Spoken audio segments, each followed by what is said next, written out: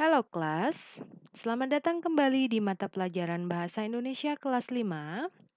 Pada pertemuan ini, kita akan membahas masih tentang topik ide pokok. Jika kemarin kita sudah membahas tentang pengertian ide pokok, kemudian bagaimana cara mencari ide pokok dan apa fungsi dari ide pokok, maka pada kesempatan kali ini kita akan membahas tentang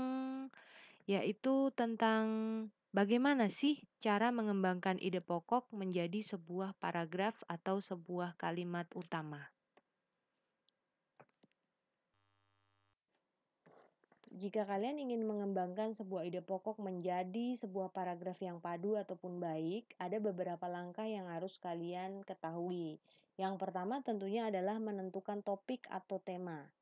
Ini sangat penting ketika kalian sudah menentukan topik atau tema. Misalnya temanya adalah tentang alat gerak pada hewan. Nah, kalian bisa dari topik atau tema tersebut kalian tentukan ide pokok apa yang ingin kalian buat. Nah, yang kedua, tentukan ide pokoknya.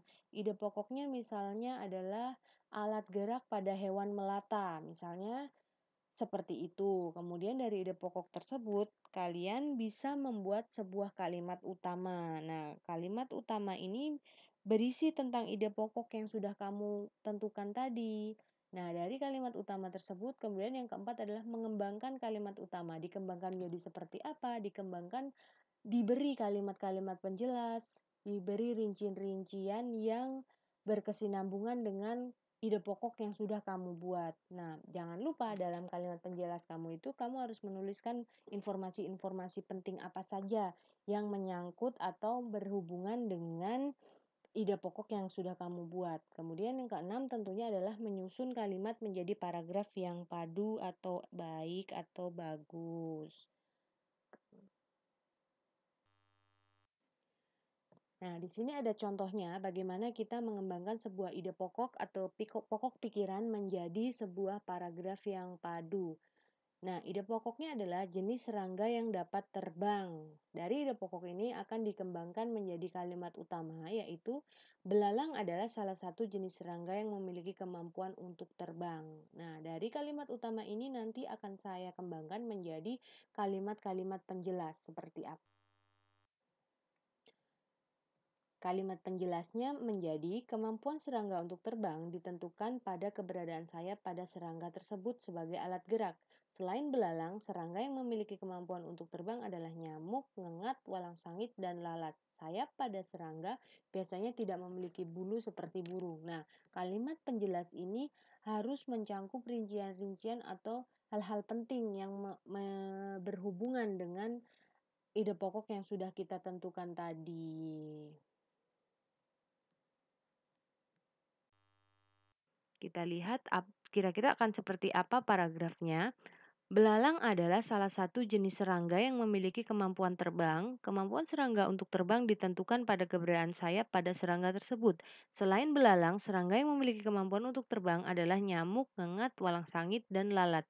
Sayap pada serangga biasanya tidak memiliki bulu seperti burung. Nah, ini adalah paragraf yang sudah kita susun daripada ide pokok yang kita tentukan tadi, kemudian kalimat utama, kemudian kalimat penjelas yang sudah kita buat tadi. Mudah-mudahan sampai di sini kalian jelas ya bagaimana cara mengembangkan suatu paragraf. Nanti kalian bisa latihan sendiri di rumah dengan menentukan sebuah topik dan menjadikannya sebuah paragraf. Kemudian kita akan lihat di sini ide pokok pada teks lisan. Kita akan mengidentifikasi atau menentukan gimana sih cara menentukan ide pokok pada teks lisan? Kalian tahu tidak teks lisan itu apa? Apa sih teks lisan itu? Mari kita cari tahu jawabannya. Teks lisan merupakan teks hasil pembicaraan seseorang ataupun hasil percakapan. Jadi, teks lisan ini bisa berupa teks yang dibaca oleh seseorang, oleh gurumu, oleh temanmu, atau mungkin oleh orang tuamu, dan atau bisa juga hasil pembicaraan seseorang atau percakapan seseorang. Ketika teman kalian bercakap-cakap atau guru kalian bercakap-cakap, kalian bisa menentukan tema atau topik ataupun ide pokok daripada teks lisan tersebut.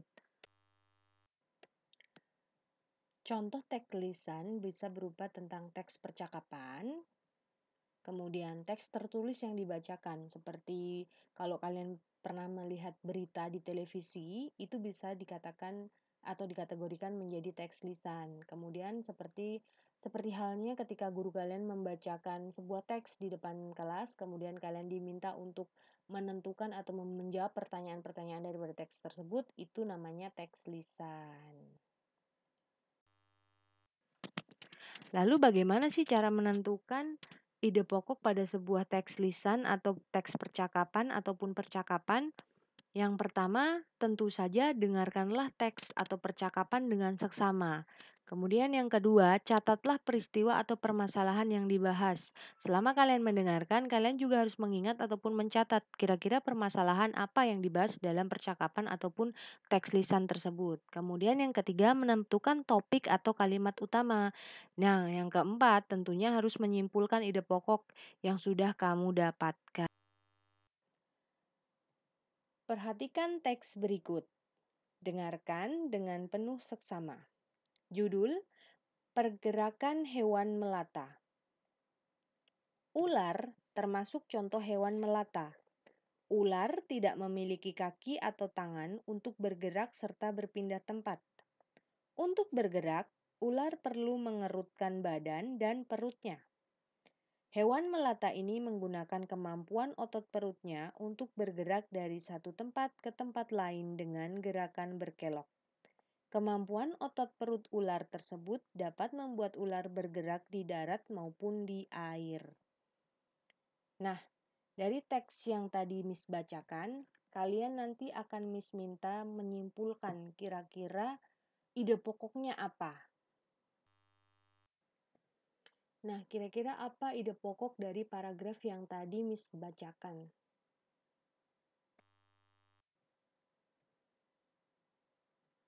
Miss Nani mendapatkan bahwa tema dari bacaan yang tadi Miss baca adalah organ gerak pada hewan.